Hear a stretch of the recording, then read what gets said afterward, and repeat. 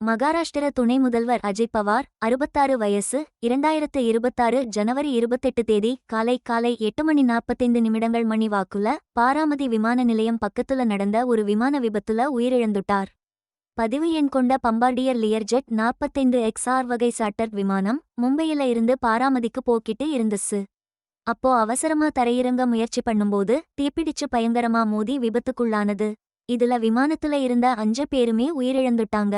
உயிரிழந்தவங்கள பவார், துணை pilot Shambhavi Pathak, pilot Sumit Kapoor, விமான பணிப்பெண் பிங்கி மாலி, அப்புறம் பவாரோட தனிப்பட்ட பாதுகாப்பு அதிகாரி விடிப் ஜாதவ் இவங்க 5 பேரும் அடக்கம்.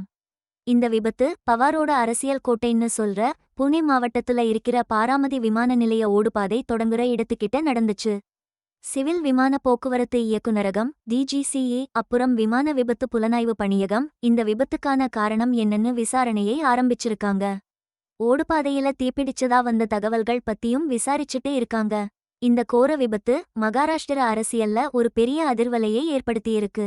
மாநிலத்தோட ஆட்சி நிர்வாகத்திலையும் கட்சிக்குள்ளேயும் ஒரு முக்கியமான உடனடியான மாற்றத்தை இது உருவாக்கியிருக்கு.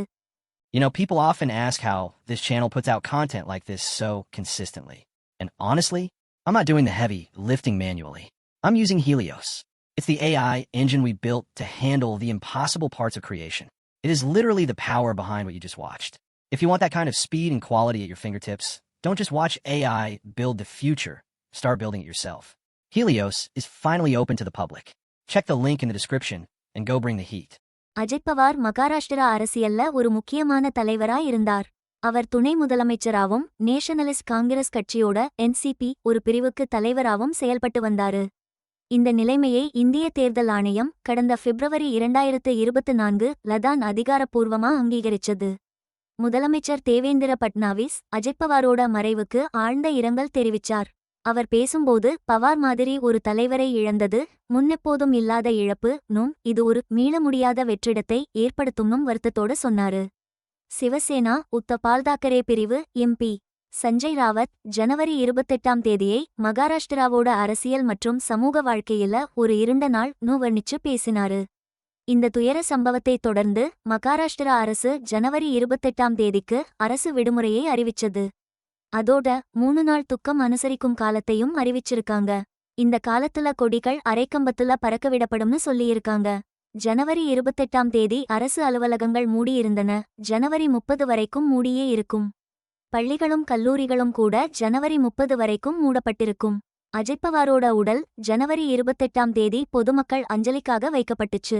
அவரோட இறுதி சடங்குகள் நாளை ஜனவரி 29 காலை 11 மணிக்கு வித்யா பிரதிஷ்டான் மைதானத்துல முழு அரசு மரியாதையோட நடக்கும். பவாரோட திடீர் மரணம் மகாராஷ்டிரா அரசியல்ல ஒரு பெரிய வெற்றிடத்தை உருவாக்கியிருக்கு. முக்கியமா அரசியல் பிளவுகளைச் சமாளிச்சு அவரோட NCP பிரிவை பாஜக தலைமையிலான அரசுடன் இணைச்சதில அவர் ரொம்ப முக்கிய பங்கு வகிச்சார். வரப்போற மாவட்ட பஞ்சாயத்து தேர்தலுக்காக பிரச்சாரம் பண்ண அவர் பரமதிக்கு போயிட்டு இருந்ததா சொல்லப்படுது.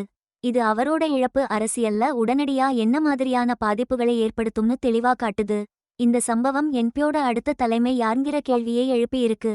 சுப்ரியா சுலே மாதிரி உள்ளவங்களோட அரசியல் எதிர்காலத்துலயும் இது தாக்கத்தை ஏற்படுத்தலாம்னு பார்க்கப்படுது. மாநிலம் முழுக்க விடுமுறைகள் அரசு நிறுவனங்கள் மூடப்பட்டதுன்னு பல தடங்கல்கள் ஏற்பட்டிருக்கு. மும்பை புனே நாக்பூர் போன்ற பெரிய நகரங்கள்ல கோடிக்கணக்கான மக்களை இது பாதிச்சிருக்கு. பிரதமர் நரேந்திர மோடி மத்திய உள்துறை அமைச்சர் அமித்ஷா உட்பட பல தேசிய தலைவர்கள் இரங்கல் தெரிவிச்சிருக்காங்க. இது பவாரோட மறைவு எவ்வளவு முக்கியத்துவம் வாய்ந்ததுங்கிறத காட்டுது. விமான விபத்து பத்தி விமான போக்குவரத்து அதிகாரிகள் நடத்திட்டு வர்ற விசாரணை விமான பாதுகாப்பு விதிகள் விபத்துக்கு காரணமான விஷயங்கள் பத்தி சில முக்கியமான தகவல்களை வெளிக்கொண்டு வரலாம். இது மேலும் பொதுமக்களோட கவனத்தை ஈர்க்கும்னு எதிர்பார்க்கப்படுது. I hope you got some value out of this video. And if you're sitting there thinking you want to build something like this yourself, you don't have to start from scratch. I built Helios to give creators an unfair advantage. It takes the heavy lifting out of the process so you can focus on the ideas. It's exactly what I use, and now it's available for you too. The link is in the description. Don't just watch the future, go build it with Helios. I'll see you in the next one.